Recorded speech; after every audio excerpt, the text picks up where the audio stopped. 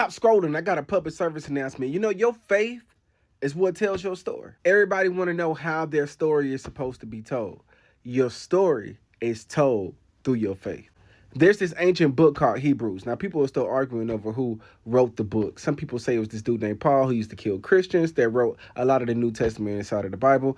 Either way it go, the book is part of the Bible. Now, in this book, within the first few verses, it says that faith is the substance of things hoped for and the evidence of things unseen. Now, most people who probably grew up in church heard those verses, but not a lot of people talk about the verse right after it, which says that, and by it, elders or people of old earned a good reputation or earned a testimony. So faith gave them a testimony. Your testimony is your story that tells about your witness of God's work inside of your life. That's what your testimony is. It means that their story was written by what they hoped for and their belief in something that they could not see. Some people's faith will be moved like Abraham, where it was a promise that he leaned into, something that he hoped for, and he devoted his life into something that he grasped, but he couldn't see just yet.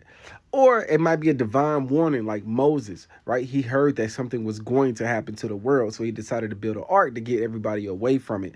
And this had to be something that he hoped for, that he hoped it was true. Because if you gather in two of every animal when you build a big boat like that, you hope that it's really going to rain for 40 days. Lately, I feel like we've been living in a world where we're trying to write our stories based off of what we hate, what we can't stand, who we want to talk about, what people we should not be listening to. Nah, write your story based off of what you have faith in. So believers, how do you do this? How do you give a good testimony to God, about God?